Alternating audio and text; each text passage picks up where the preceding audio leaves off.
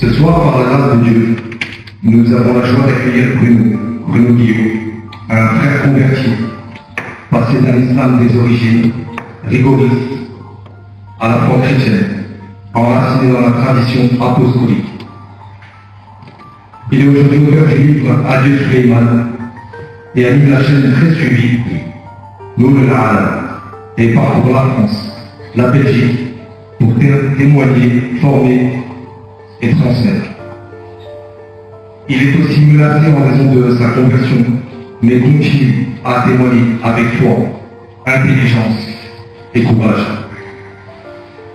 Ce soir, il ne s'agit pas simplement d'écouter un témoignage, mais de recevoir une véritable expérience du terrain, dans la fidélité à notre mère l'Église et aux saintes Écritures par la grâce de Dieu. Merci à toi, Bruno. Alors, bonsoir à tous. Salam al-Messie. Shlama, si vous voulez. Que la paix du Christ soit avec vous. Aujourd'hui, on m'a demandé de venir pour réveiller un petit peu les consciences. Alors, on m'a invité pour vous donner une introduction à ce qui va devenir certainement plus tard une formation. C'est être chrétien a des implications. Être chrétien a une signification. Être chrétien a des conséquences. Chrétien signifie littéralement Christos, petit Christ. C'est-à-dire quelqu'un qui suit les pas du Christ. Qu'a fait le Christ pour nous? Car il n'y a pas de plus grand amour que de donner sa vie pour ceux que l'on aime. Christ a donné sa vie pour l'Église. Donc être un petit Christ, c'est être capable de se sacrifier. Donc ces formations, au-delà du fait de vouloir des informations, certains d'entre vous sont certainement venus pour prendre des informations. Peut-être qu'ils m'ont vu à la TV et se sont dit, on va voir qui est Bruno. Tout ça, on n'en a rien à cirer. Ce qu'on veut, c'est relever la gloire du Seigneur Jésus-Christ. Je vois qu'ici, on est mélangé entre chrétiens certainement occidentaux, orientaux, etc. Soyons unis pour une fois. Soyons unis pour ce même chemin. C'est important de comprendre que l'apologétique, qu'est-ce que ça signifie? Ça signifie défendre notre foi. C'est quand même fou de se dire qu'on va devoir défendre notre foi dans un pays qui est censé être culturellement chrétien. C'est un petit peu une folie. Et malheureusement, on en est là. Donc il faut, premièrement, s'enraciner dans notre christianisme. J'ai pas envie d'utiliser des mots qui vont plaire à tout le monde ou d'être un aristocrate du 15e arrondissement de Paris. Les gars, il faut se réveiller. La raison pour laquelle aujourd'hui nous sommes submergés, c'est dû à notre déchristianisation à nous. C'est en nous déracinant que l'enracinement va se faire autre part.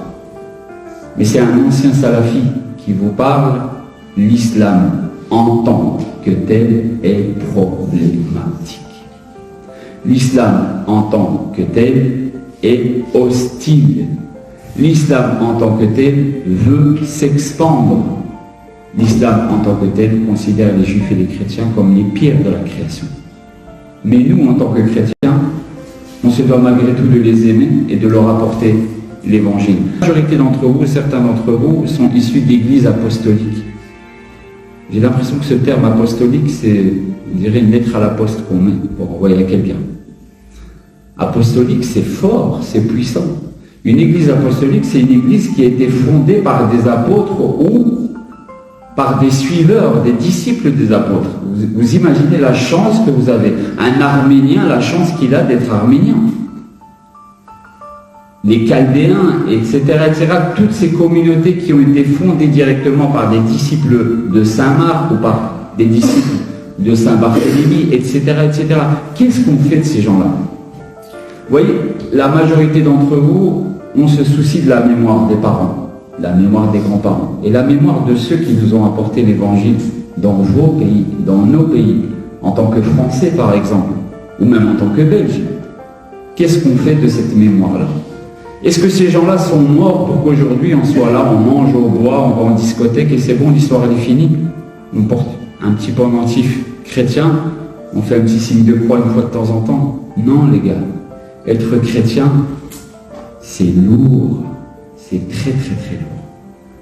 Le Seigneur Jésus-Christ nous dit, dans l'évangile de Saint Marc, celui qui ne renonce pas à lui-même et qui ne porte pas sa croix, qui ne me suit pas, n'est pas digne de moi. Vous savez, c'est quoi renoncer à soi-même? C'est dur dans un monde aujourd'hui où il y a l'argent, la beauté, les hommes, les femmes, la télévision, TikTok, les médias sociaux, etc. De se dire je dois renoncer à moi-même. Ça veut dire que je dois placer mon intérêt derrière et placer l'intérêt de la gloire de Dieu en premier. Le Seigneur Jésus-Christ va nous dire quelque chose d'encore plus fort. Visez d'abord le royaume des cieux, la justice de Dieu, et ensuite toutes choses vous seront données, par-dessus tout, de surcroît, en plus. Ça veut dire que ça, c'est que du bonus, les gars. D'abord, c'est la justice de Dieu. Et c'est quoi la justice de Dieu? La justice de Dieu, c'est de concevoir le péché tel qu'il est. La justice de Dieu, c'est que le péché est un péché parce qu'il est une transgression de la loi de Dieu. Tout simplement. Donc se taire sur ce genre de choses, ou alors tergiverser au travail, au milieu de notre société, avoir peur d'être chrétien, fait que forcément, en nous déracinant, cela laisse le champ libre, bien, à une autre communauté qui a d'autres objectifs, les gars. Elle a un objectif très très clair. Le Coran dit en substance, il est celui, Allah, qui a envoyé son messager avec la guidance. Et la religion de vérité.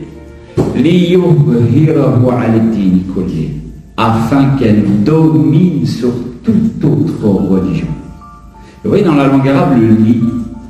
Ici c'est ce qu'on appelle en arabe l'il-raya, c'est-à-dire c'est le but pour lequel cette religion est descendue. Pour qu'elle domine sur toute autre religion. Et la fin du verset est encore plus belle. Et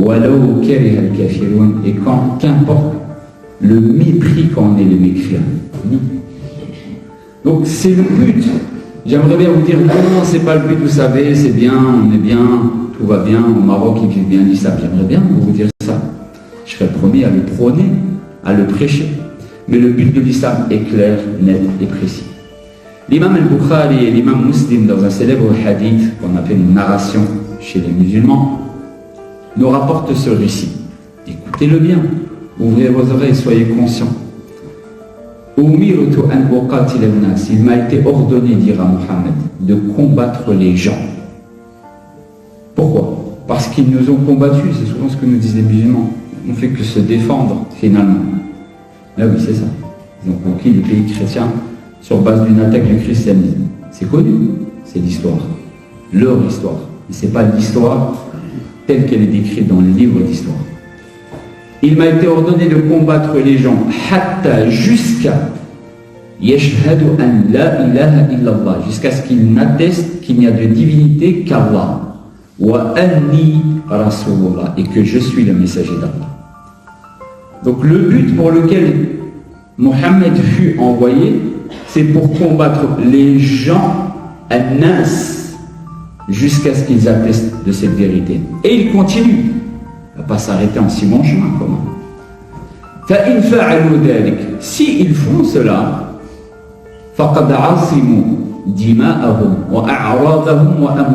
ils auront préservé de moi leur sang, leur bien et leur honneur.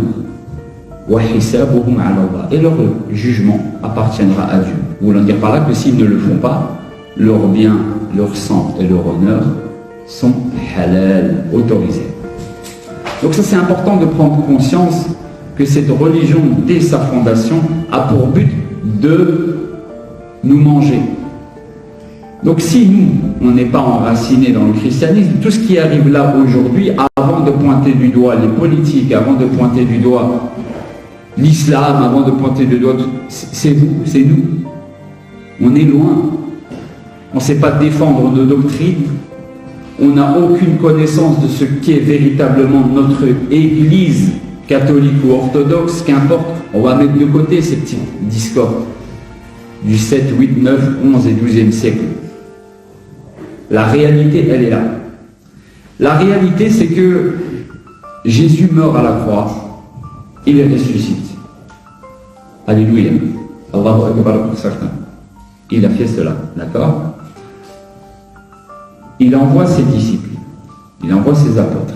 Il leur dit, en Matthieu, vraiment le dernier chapitre de l'évangile selon saint Matthieu, chapitre 28, il est dit, allez et faites de toutes les nations des disciples. Aller, c'est quoi? Dans la langue française, c'est quoi? C'est un verbe à l'impératif. Or, l'impératif implique l'obligation. C'est pas aller, si t'as envie, vas-y. Tu te sens d'y aller? Allez, va. Non, allez. Et faites de toutes les nations des disciples. Dans d'autres versions, il est dit enseignez toutes les nations. Donc enseigner, ça veut dire que tu dois d'abord avoir reçu un enseignement. Bien sûr qu'il y a le Saint-Esprit, mais le Saint-Esprit et l'enseignement ne sont pas opposés, ce sont les deux faces d'une même pièce. C'est important de comprendre cela. Ce qu'on fait là, ce genre de formation, c'est une nécessité aujourd'hui. Sinon, on va couler. Et vous devez, comme le dit le Seigneur Jésus-Christ, les baptiser au nom du Père, du Fils et du Saint-Esprit. Big up aux musulmans qui disent que la Trinité n'est pas dans la Bible. Au nom, un nom, Père, Fils, Saint-Esprit. Un seul nom parce qu'un seul Dieu, en trois hypostases, en trois personnes, Père, Fils, Saint-Esprit. Mais la Trinité n'est pas biblique, nous disent les musulmans. Ils ont appris quelque chose 2000 ans après la révélation de ce verset. Et enseignez-leur à faire tout ce que je vous ai commandé. Et Jésus, il sait très bien que cette mission, c'est pas une mission de je me lève un beau matin, je vais aller prêcher. Il sait très bien que ça va être difficile. La persécution va arriver. Mais il leur donne une assurance. Mais sachez une chose, je serai toujours avec vous, jusqu'à la fin de ce monde. Voilà la promesse du Seigneur Jésus-Christ. Donc les gars, évangéliser, participer à ce genre de choses, à ce genre de formations qui vont avoir lieu régulièrement, moi j'ai envie de vous dire, c'est une obligation. J'ai pas envie d'être gentil et de vous dire, venez si vous avez envie de venir. C'est une obligation, les gars. On est chrétien ou on ne l'est pas. Alors, on va reprendre les débuts, parce qu'on ne peut comprendre un problème qui survient que par le début. On ne peut guérir une maladie que par sa reconnaissance.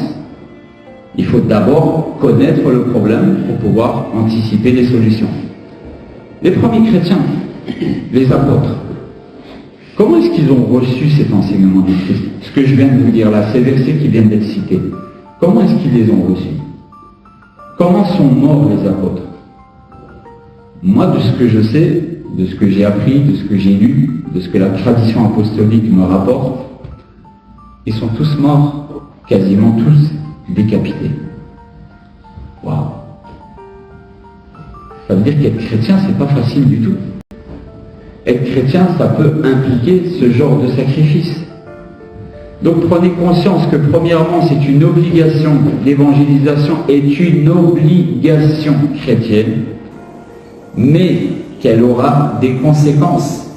Elle nécessitera forcément des sacrifices. Donc la question, c'est de se dire, pour pouvoir se sacrifier, il faut en avoir du courage. Je pense qu'il y en a beaucoup qui ont compris ce que j'ai voulu dire. Il faut en avoir du courage. Vous savez, Saint Ignace d'Antioche, pour certains qui ont entendu Saint Ignace d'Antioche, il est jeté en plein milieu d'un spectacle romain avec des lions, des tigres, prêts à être écartelés, prêts à être massacrés. Vous savez ce qu'il dit? J'accepte d'être le froment de Dieu.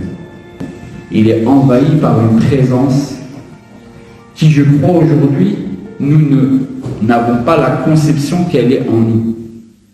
On se sous-estime et on surestime les gens qui sont autour de nous.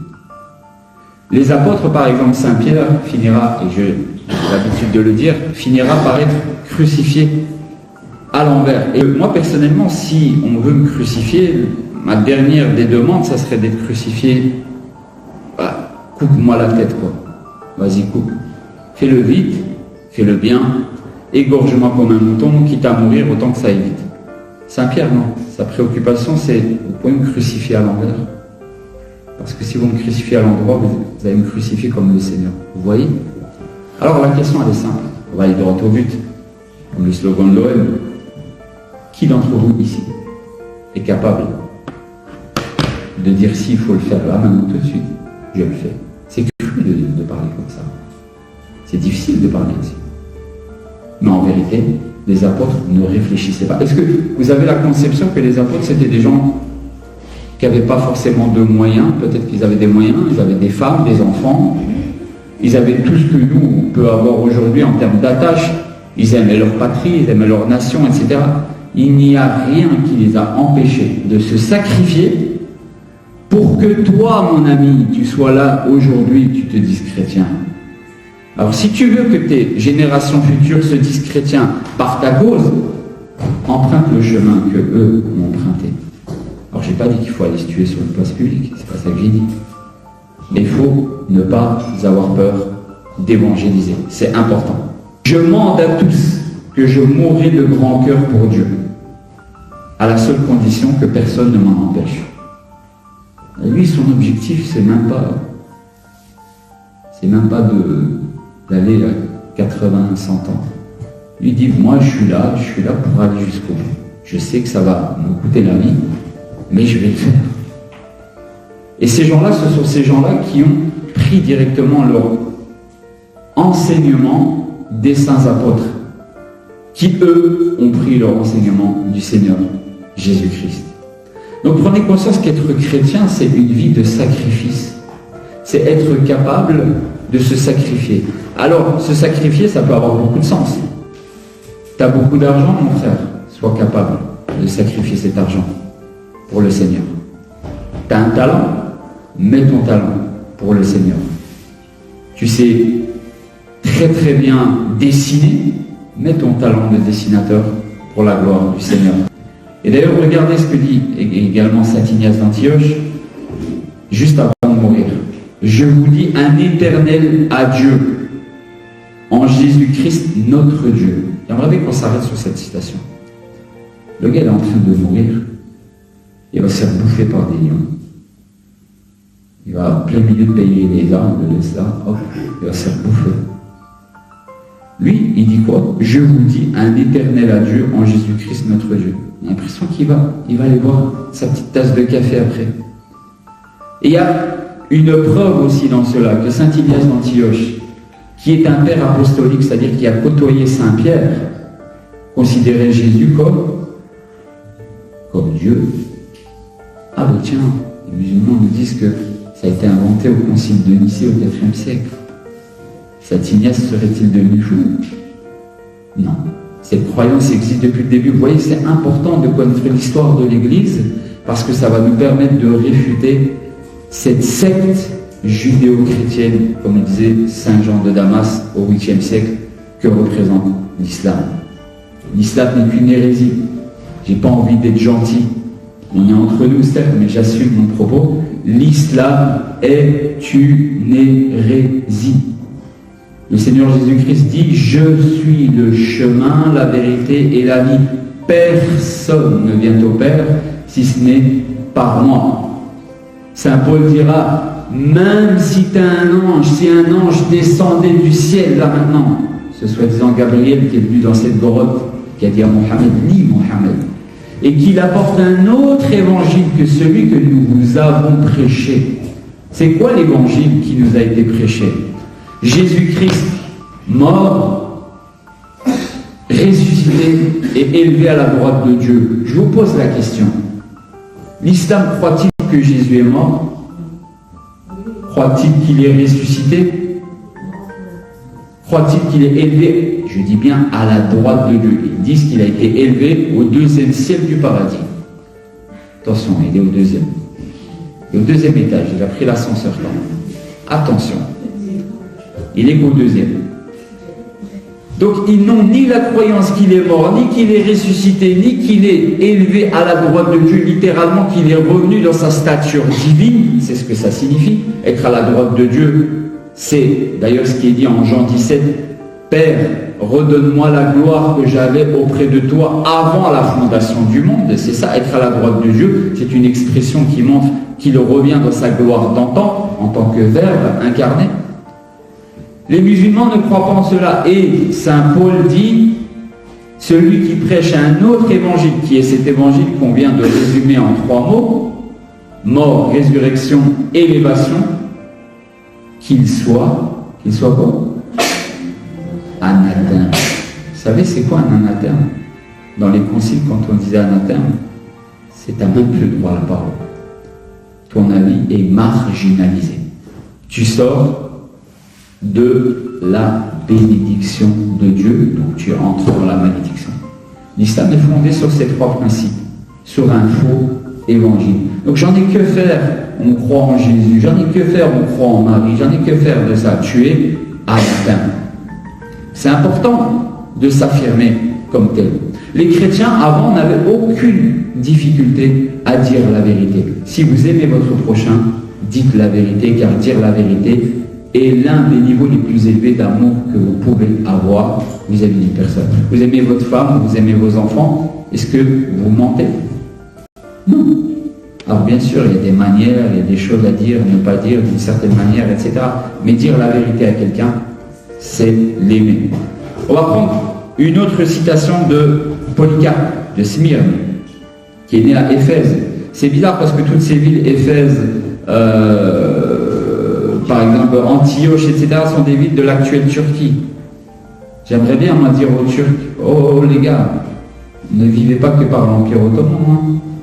Avant ça, vous avez une histoire qui est énorme, énormissime, et vous êtes convertis à l'islam par des millions de morts. Alors c'est bien de faire « Ah, 1, 2, 3, viva l'Algérie, moi je suis fier de la Turquie ». Non, tu es fier de l'histoire de Turquie qui commence au moment de l'islamisation. C'est ça la réalité. Si tu étais fier de la Turquie, tu serais fier de Constantinople. Et ça c'est beau ça. Voilà faire la devenir chrétienne, n'inquiétez pas, avec la foi et la charité. Et donc, on va prendre un dernier, Saint-Irénée de Lyon. Big up à la France, Lyon. Il fallait quand même que je termine par un saint qui vient de mon pays quand même. Lui également est originaire de Smyrne, donc en Turquie, l'actuelle Turquie. Et une figure marquante de l'église primitive.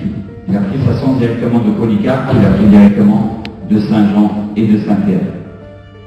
Lui, il va faire une citation qui est très simple. Ce n'est pas toi qui fais Dieu, mais Dieu qui te fait. Une petite citation. Ce n'est pas toi qui fais Dieu, c'est Dieu qui te fait. Ce n'est pas à toi de dire à Dieu comment il doit faire. C'est lui qui va te dire comment tu dois faire. Il te dit pas évangéliser, mais prépare-toi. Saint Paul et la manière même dont les évangiles sont écrits, pour celles et ceux qui connaissent un petit peu, on a d'abord Saint Matthieu, Marc, Luc et Jean, selon la tradition. Même si chronologiquement, on sait très bien que tel évangile a certainement été écrit avant l'autre, etc. Saint Matthieu écrit d'abord aux Juifs. Il commence par une généalogie qui casse la tête. On ne va pas se mentir. Mais elle a un but bien précis. Prouver aux Juifs que Jésus est le Mashiach, le Messie. Le Juif en a besoin. Il a besoin de ces informations. Toi, tu n'en as pas besoin, mais le Juif, lui, en a besoin pour s'assurer que Jésus est bel et bien le Christ. Qu'est-ce qu'on peut en tirer de ces enseignements? Marc, par exemple, parle au païen.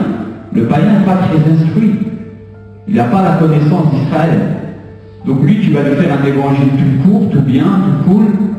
Ça lui suffit. Luc, c'est un médecin. Ah, comme le médecin, il aime bien prendre la tête. Il aime bien les détails. Il aime bien aller loin.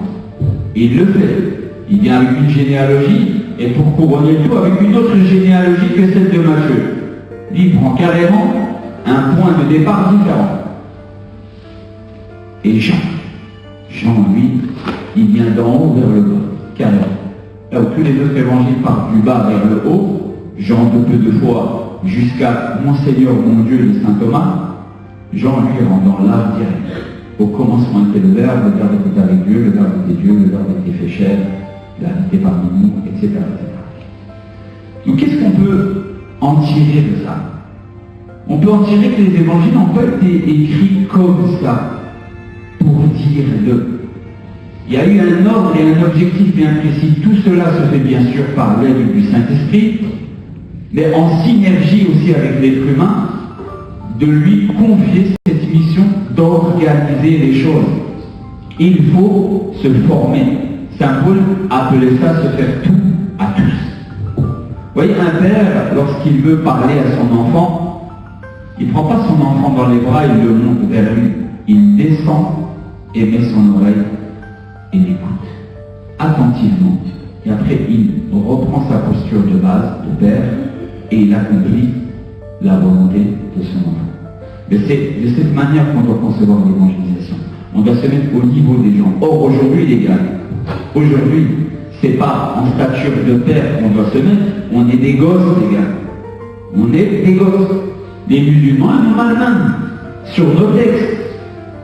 Ils nous malmenent sur des questions qu'on est censé normalement répondre très simplement. Qu'est-ce que la Trinité? Et on commence à bégayer. Pourquoi Jésus mangeait alors qu'il est censé être Dieu? Dieu ne mange pas. Et on est là. Et après, on se convertit à l'islam. Ben oui. Ce beau Jésus qui ne fait rien dans le Coran, finalement, moins il fait, mieux c'est.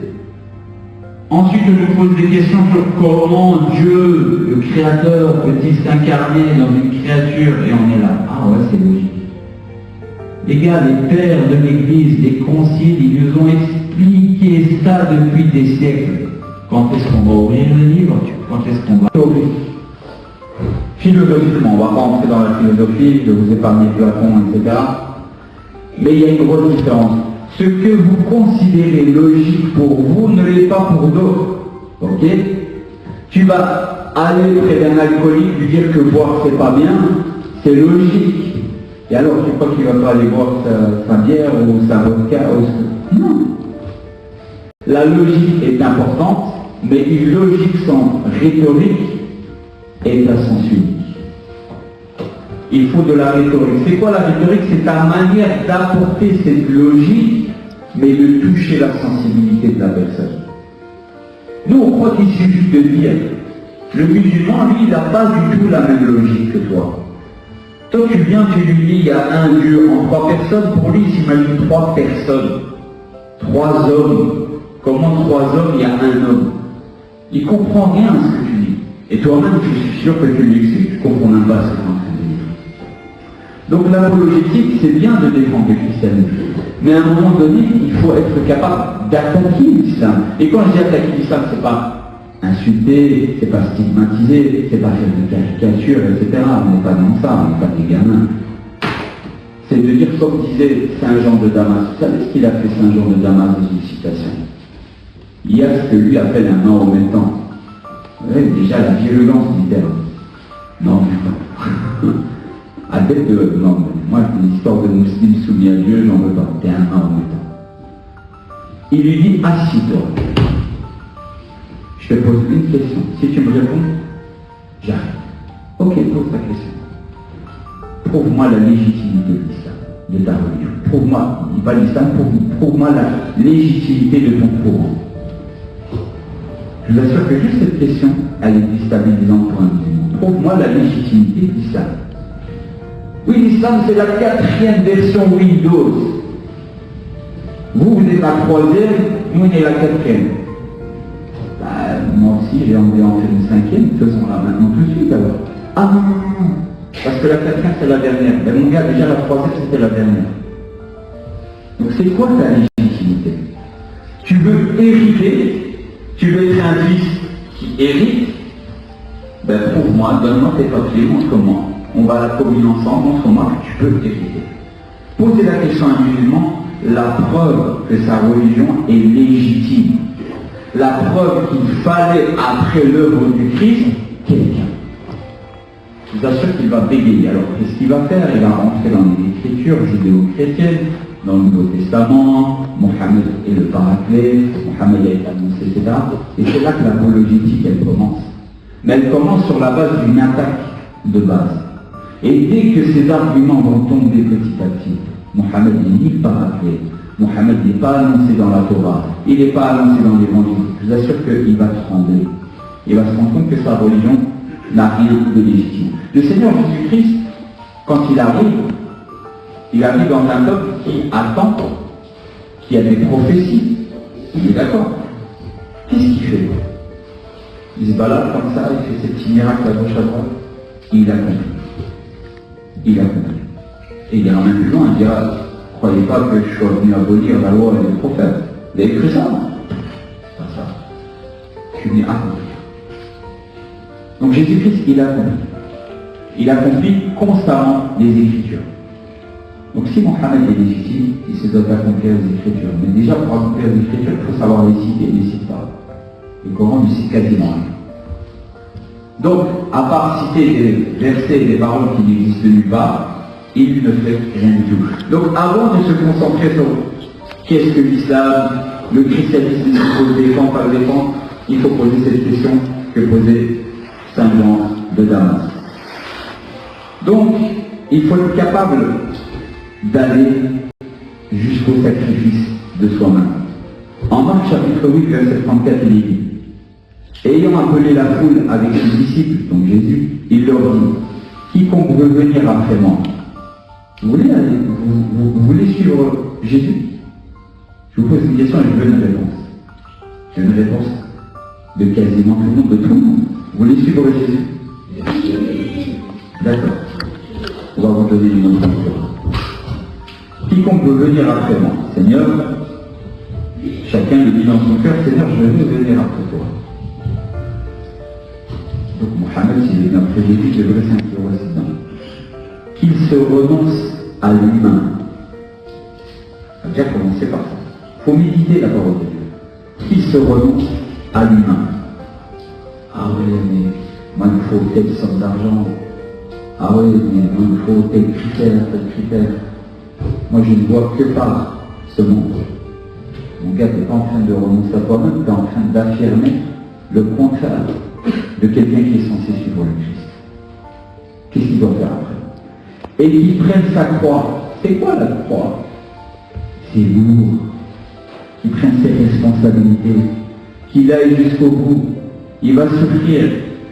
Le Seigneur, dans le jardin de Gethsémane, il pleurait tellement que c'était du sang. Tu as déjà pleuré du sang, toi? Du nez, ouais. Mais des yeux, jamais. Il pleurait du sang tellement que c'était un peu, tellement que c'était dur pour lui. Et qui me suive, ça veut dire que c'est seulement en faisant ça que le suivi sera considéré comme un suivi. En dehors de ça, c'est du pipeau. Ton christianisme, il vaut rien. C'est important de se le dire. C'est ce que je suis en train de vous dire. J'ai envie d'avoir un discours tout calme, etc. Et j'ai envie de renverser la table comme dans le temps. Et pour moi-même en premier. C'est qu'on est toujours là, dans des petits trucs, on va tendre la gauche, etc. À un moment donné, il faut prendre les choses en main. Là maintenant, il faut prendre la croix. Et je vous assure que quand vous allez prendre votre croix, vous allez sentir la lourdeur, mais le Seigneur va venir vous donner une légèreté qui vous sera propre. 40, je peux tuer, 45, 50, 60, il est tout ça. Un tiers peut aller dormir, un autre tiers dans l'insouciance et un autre tiers dans si Dieu le veut. C'est ça la vie. Donc là, tu fais quoi? On est là, moi je ne parle à moi, mais là, je suis en train de vous parler là, je suis en train de nous réveiller à moi-même. On fait quoi? On n'a pas le temps. On n'a pas le temps. À un moment donné, il faut prendre conscience maintenant et il faut se donner corps et âme. Et le Seigneur termine. Car quiconque aura honte de moi et de mes paroles, parmi cette génération adultère et pécheresse, il disait ça à son époque. Seigneur, 2000 ans après. 2000 ans après. À l'époque des pharisiens, on l'a privé comme en place publique parfois. Il y avait quand même de la restriction. S'il était à l'époque de l'origine, car quiconque aura honte de moi et de mes paroles parmi de moi, c'est pas simplement dire ah je crois en Jésus, non, être un vrai chrétien. Dire non, prendre ta chair qui sert quasiment à rien, qui va pourrir et dépérir, et la crucifier à la croix pour laisser l'Esprit de Dieu vivre par toi et pour toi. Parce que si tu vis par la chair, tu mourras par la chair. Et la chair, c'est quoi sa destination finale? C'est rien. Où elle est. L'esprit, c'est quoi ta destination finale? La vie éternelle.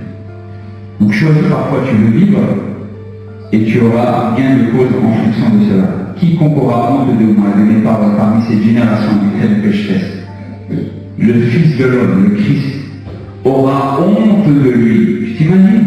Le Seigneur est là. Il aura honte de toi. La honte, dans la Bible, c'est un sentiment que tu as généralement quand tu es lépreux. C'est-à-dire que tu vois un lépreux, n'importe où regarder une ligne. Alors c'est bien de prêcher, et moi je suis complètement d'accord. Jésus est amour. Oui. Mais par amour, il a donné sa vie pour toi. Et il veut que tu prennes à ton tour ta croix. Donc c'est important de comprendre que la mort de Christ à la croix n'est pas qu'une question d'amour, c'est une question de justice également. Car il a porté sur lui le poids de nos péchés. Donc si croire que Jésus est amour ne change pas ta vie, tu vis dans l'intellectualisme. Tu ne vis pas dans la réalité. Un véritable Jésuitain, c'est un Jésus qui te change. Un Jésuitain qui te laisse dans l'adultère, qui te laisse dans la pornographie, qui te laisse dans tes vices. C'est juste un Jésuitain comme une fille pour te dire « Et toi, je t'aime ». Elle te trompe le lance. C'est la même chose.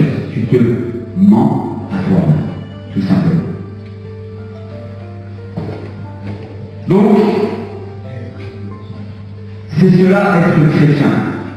L'opposition, et je vais terminer sur ça avant cette petite pause et la reprise, l'opposition est une normalité pour les chrétiens. C'est pas parce qu'on va s'opposer à vous que ça signifie automatiquement qu'il y a un problème. Vous savez, certains pères de l'Église, et je prendrai comme exemple notre cher Saint Augustin d'Hippone de la Bible, aujourd'hui El-Naba, en Algérie.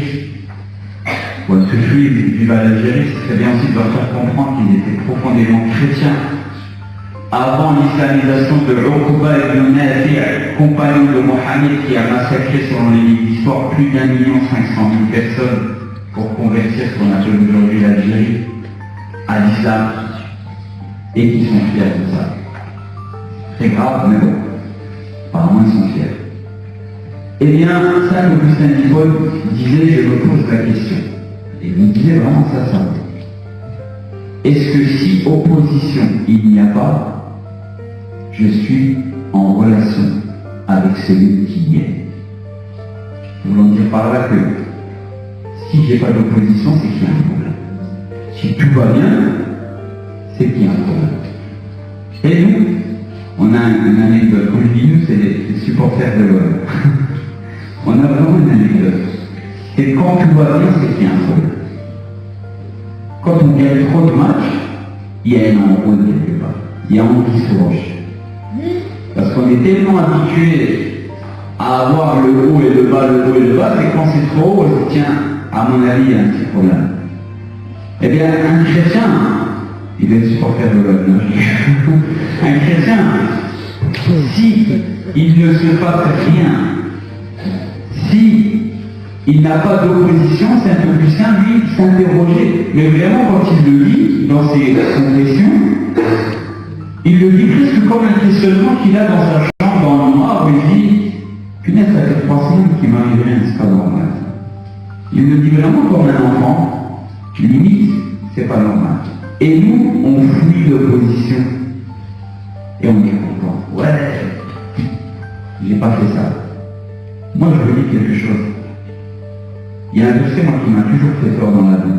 J'ai envie de vous prêcher que Christ est amour et il est froid. Vous allez sentir la lourdeur, mais le Seigneur va venir vous donner une légèreté qui vous sera octroyée par le Saint-Esprit. qui vit en vous, il attend que ça. N'obstruez pas le chemin à l'Esprit de Dieu. Et regardez ce qu'il dit Seigneur dans le verset juste après. Là, on est juste dans une méditation, on essaie de se prendre une claque. Prenons cette claque ensemble.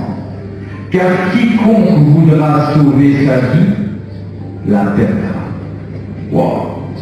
Donc, prendre sa croix, ça peut aller jusqu'à perdre sa vie.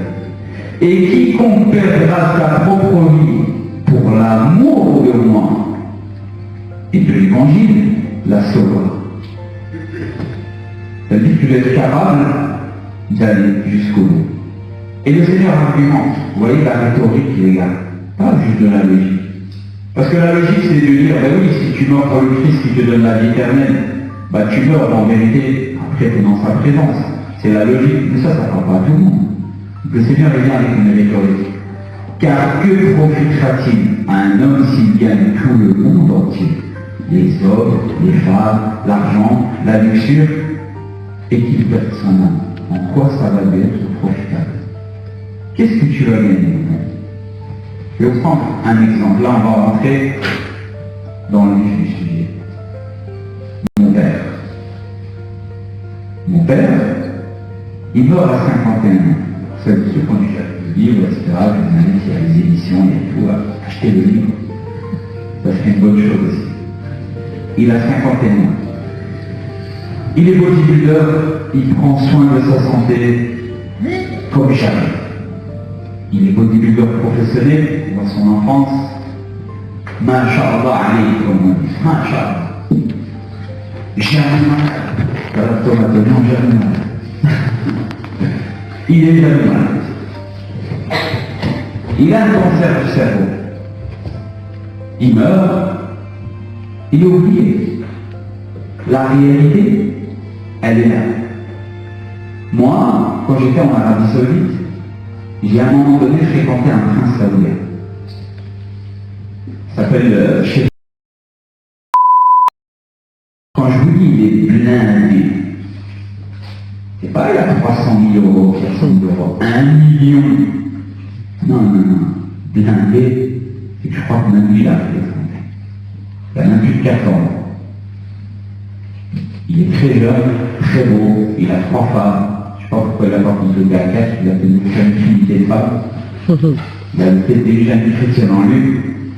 Peut-être qu'il a envoyé une 4e, mais c'est compliqué pour lui. Il finit par tomber extrêmement malade. Je vous assure que son état, il était plutôt le bel homme qui était magnifique, qui avait 33 ans, un bel homme. Quelques mois plus tard, il a de plus. Les gars, il faut vous interroger chacun pour vous dire le nombre de personnes qui étaient hier avec vous, qui ne sont plus là aujourd'hui. Demain, c'est ton tour, mon gars. Arrête de donner ce hijab, ce voile, ce niqab sur tes yeux. T'es là aujourd'hui, t'es plus là demain, t'es rien, ami. On n'est rien du tout. Si on ne travaille pas pour la gloire du Seigneur, on n'est rien du tout. On n'est que poussière, on retournera à la poussière. Donc c'est important. L'Église orthodoxe met fortement l'accent sur le rappel de la mort, parce que ça éveille les consciences. Alors oui, c'est bien de penser à la vie. Et pour nous, la vraie vie, elle n'est pas ici.